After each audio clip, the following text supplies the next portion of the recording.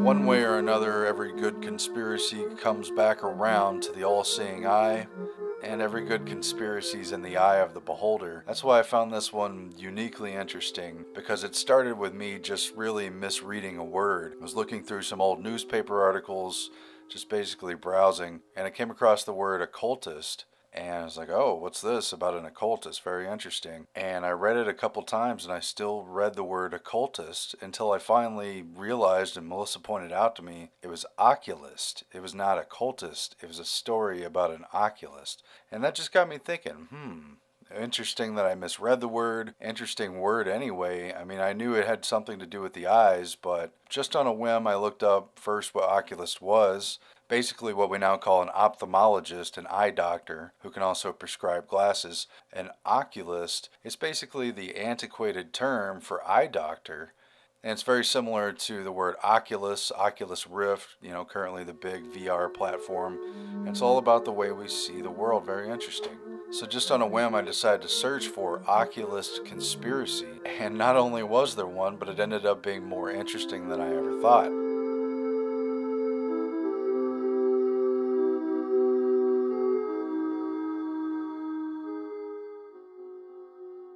And the story pretty much starts with translating an old cipher. And so Wired Magazine back in 2012 wrote a really fascinating story about it.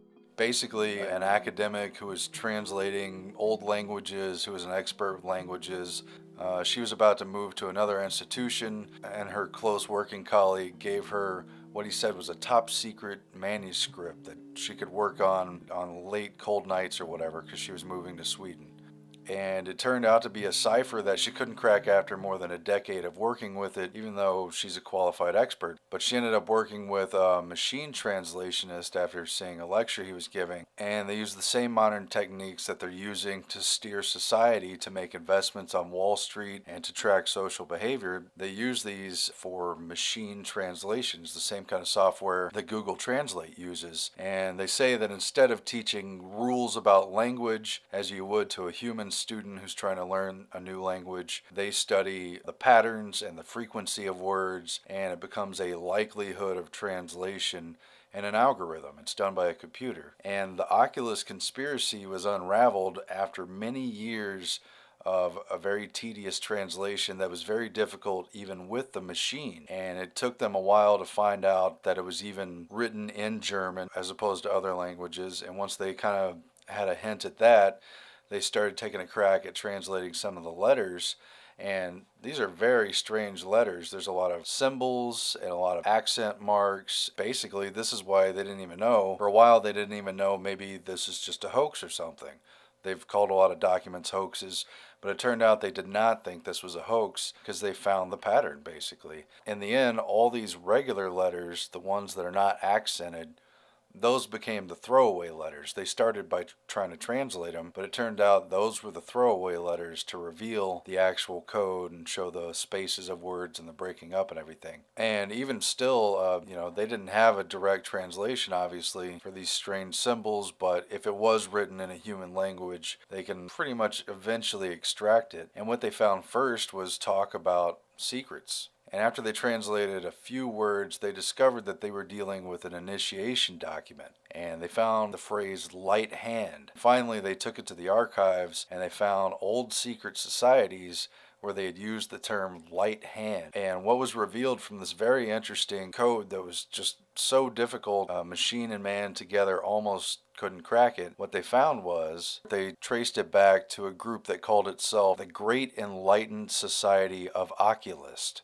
And this ends up being pretty interesting. It's a very little known secret society, but it does appear to have been genuine, and it appears to have remained so little known because presumably this group actually did want to keep itself secret, unlike larger orders, the Freemasons. They hide in plain sight, for instance, even though their proceedings are in secret and it's staggered according to initiation rank and so forth. And so this document for a secret society of Oculists describes in detail the initiation ritual that they do to their members, and it's actually oriented around eye doctors, and they think this society peaked sometime in the 1740s.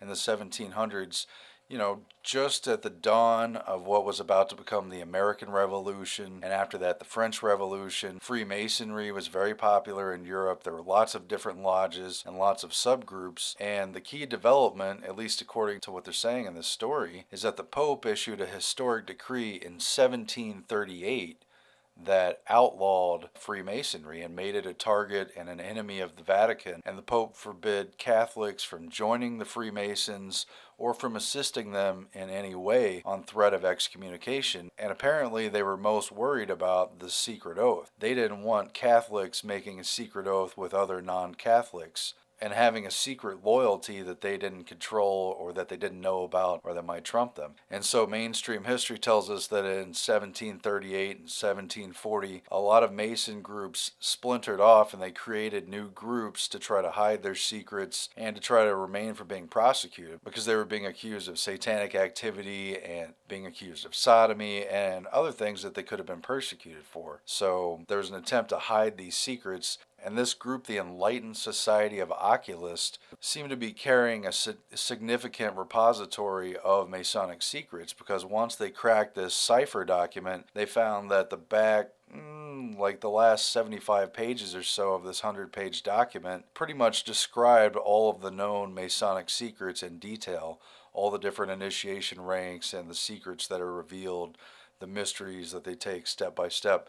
All of this was known at a time when it had not yet been exposed to the world. This document seems to have been written at a time when that would have been authentic, exclusive knowledge. And these oculists posed as if they really were real doctors. Their initiation ritual describes them as being the true doctors who can allow people to see and that they're not like the other charlatans, which is interesting because there were oculist charlatans of the day. This guy in England, he would travel around Europe and he'd give big grandiose speeches and make a show of doing eye surgery when he ended up blinding and killing people, hundreds of people, even some of these classical music composers. And so they say they're the true eye doctors and they're not like that. And it's not clear if they really were practicing as oculist eye doctors or if that was just their cover for the secret society. But either way, it relates closely to the all-seeing eye. Their assumed profession as oculists really carried a metaphoric meaning that comes through in the ritual, that they are the gatekeepers of perception. They have control over whether one sees or not. In the metaphor of being reborn into their secret order, it is they who will reveal sight to the blind and allow someone to see again or see for the first time the true nature of reality. And so the cipher document describes the initiation ceremony, and after they take an oath of loyalty and a pledge to secrecy and other things that are familiar to lots of secret societies, they have a staged ritual where the candidate being initiated, he's put in a room with candles and medical instruments, a room with eyeglasses and microscope, and he's told to read this piece of paper.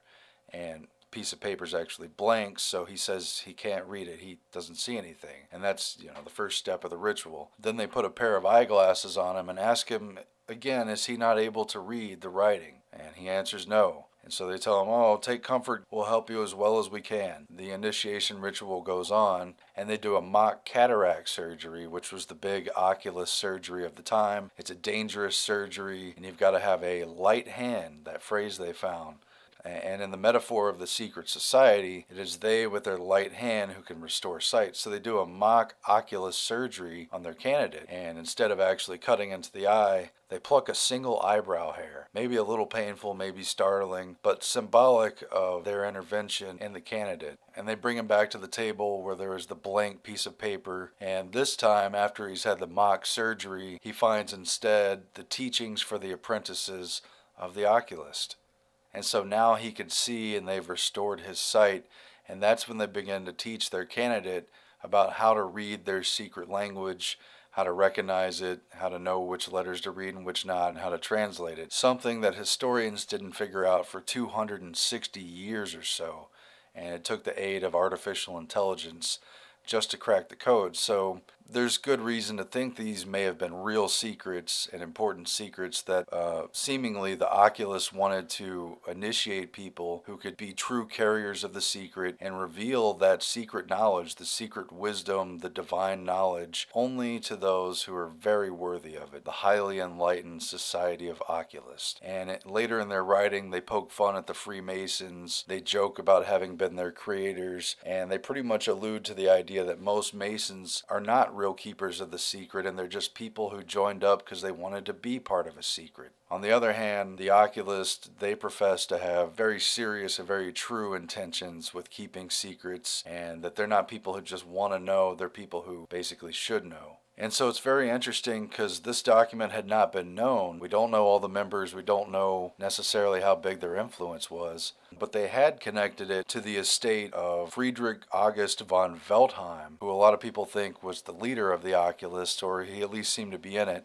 And he was an aristocrat, lived in the 1700s, and he was in a lot of secret societies. Some of them were important and some of them not. And they're making the case in this Wired article that whereas he was also a member of the Order of the Golden Poodles, he didn't seem to take that one seriously, but he did seem to take the Society of Oculists very seriously, because Veltheim in his will left a trunk that was locked, and he ordered his own son not to open the locked trunk unless he was given permission by the local duke or one of the duke's descendants. So he gave a higher authority to the secret contents of this trunk to the local duke, whoever that was at the time or would have been, than his own heir. At any rate, the trunk was not knowingly opened until 1918, hundreds of years after he had passed. He died in 1775, and they found this document in there. Nobody knew how to translate it, and they also found some interesting objects, and they found an image of the seal of the Oculist, which is in German here, a little hard to read, but it depicts some cats, maybe even leopards or panthers,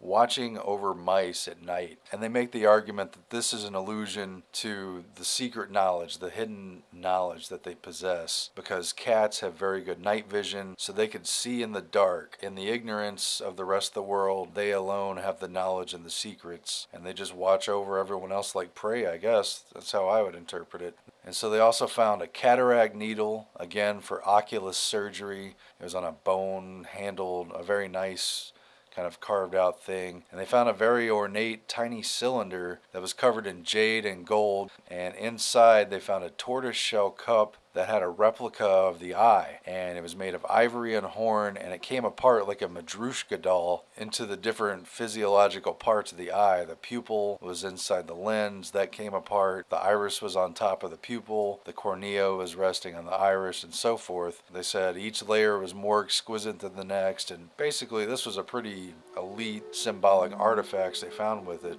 They found an algebraic book that was teaching about numerology and referenced the Jewish Kabbalah.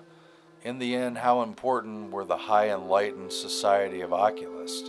There's no way to know, it's mysterious. Maybe it was a short-lived vehicle during the time of persecution of secret societies, or maybe they've had a lasting impact that people are unaware of. These groups change names all the time. They all sort of work together. Sometimes they work against each other, but a lot of times they work together. They have a lot of the same philosophies, and there's a continuity of the mysteries and secrets in these different groups. But it just really struck me, the Oculist was such a compelling symbol for the secret societies, because perception really is controlled through our eyes, and reality as we know it really is mediated through our vision. At least that's the leading sense for most people, unless you've lost one of your senses and then the others become more dominant. But our vision really is in control of the sort of matrix we live in, and it has known flaws. They have what's known as Gestalt vision, where humans and animals alike have a sort of shape recognition vision. And our eyes are easily fooled, especially at night and in low light.